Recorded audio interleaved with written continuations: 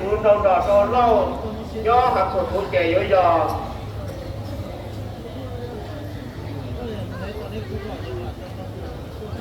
bây giờ trỏ to nhớ sẵn sàng cuốn cho đầu đỏ đầu cầu sâu nhớ đầu đỏ bể cho lúc tối này ba chúng em cũng được sẵn đó thế này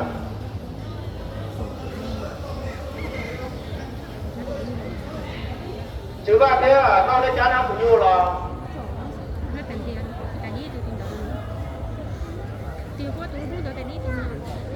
tôi đối tập là có thể làm tại vì lâu qua nhá tôi đoán của cô này nhau thì con chuyện tại đi nó có cái gì đấy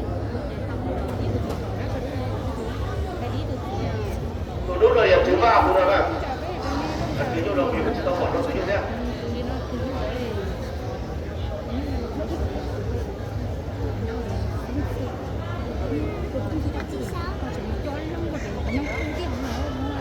tập khác rồi chúng ta thế lâu vẫn xuống đầu tà chỉ yếu dò chọn to nhớ sẵn sàng tụi nó được công châu nhớ đồ lúc tụi hiện tại chán áp tụi nhớ đồ lò nhớ thì sẽ tỏ lúc hạt châu nhớ đồ san lu của đời bác chia cho thằng nào rồi tức là tao luôn đấy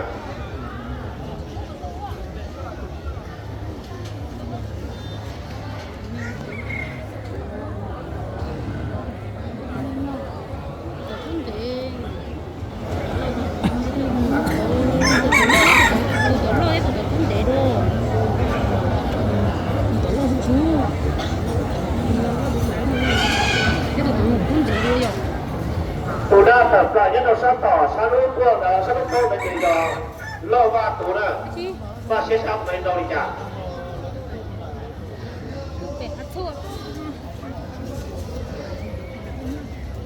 họ tụi tôi họ là nó tụi tôi cây à có đó họ tụi nhiều xin tỷ cờ kia đây chế sẽ đâu đi chả đó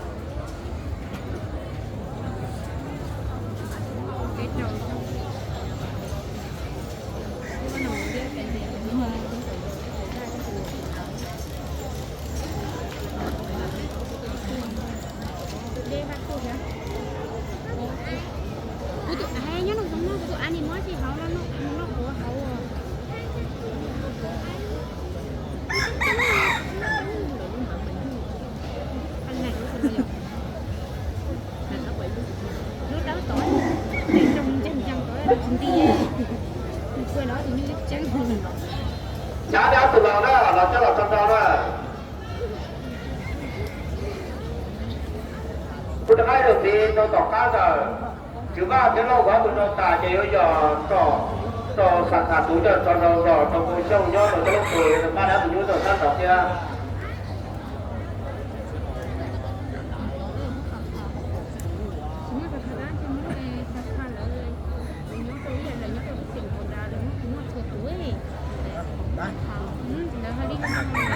cha lòn là đó, cha kia lòn là đó. Ba xe ra cũng lấy đâu đi cha đó. Chúa có nói tay của tôi mà đi cháu còn chừng. Tôi cha đó. Cho cái đó có lên bỏ đó. Cho kìa. Cháu kia thứ nào hồi nhớ. Cái chết chết nó thịt. Ôi ơi. Chi đó gì kia đó đó. Cái chết kìa. Cái chết kia đó. Cái chết kia bắt đó. Cái bắt ta đó đó. Ôi cái chết kia lại. Cái chết kia. Ôi tụi nó dầu to thì xí mà phút là tăng kế của nó. Chi đó đi kia. Cái chết kia đó đó.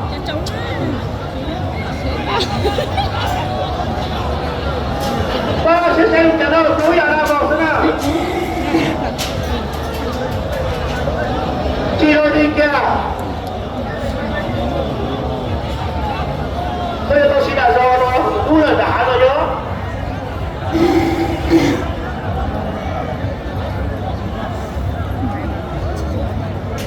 Chi đôi đi kia đó. Ông là tôi chế cặp ta đó đúng không?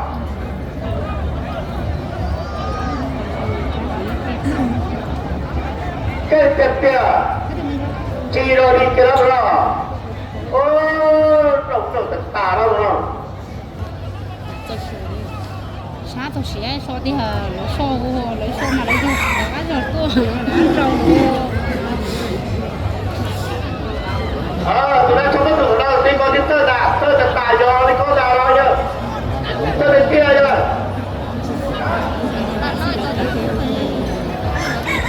chỉ rồi đi cái đó tơ bên kia đó có đủ lồng đầu đó mình dùng lồng đầu tất cả không có đủ lồng câu trong rồi nè ô chỉ giờ đó để cho tụi để trong rồi chứ giờ rồi không đã đấy chỉ những đèn nó lấy cả thì nói thì chỉ trong đó tụi đúng rồi chưa số là về ta sẽ biết tân thủ cảm hiểu rồi đó đây là tôi các xã tôi là ông bên là do tôi tỉnh chưa đây tôi giờ nào cũng không được tôi dạy mộtคนđó tôi tỉnh chưa đó thì nó nói thì nó tỉnh chưa tôi là nó một tàu chỉ trâu qua rồi chữ bên về nữa đó lấy cho trong đầu đó là đúng mà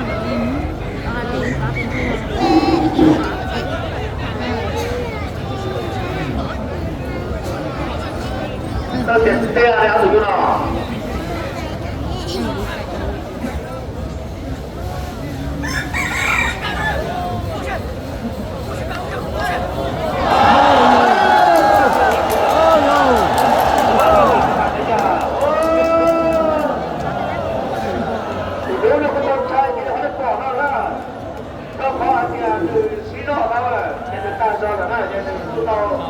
mấy xí rồi nó được bỏ đó nè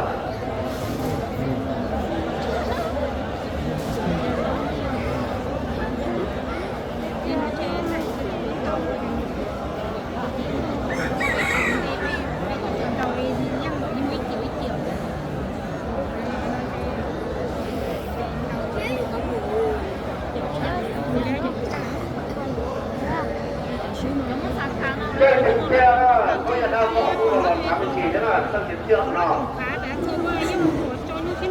cha đã tụt thở đó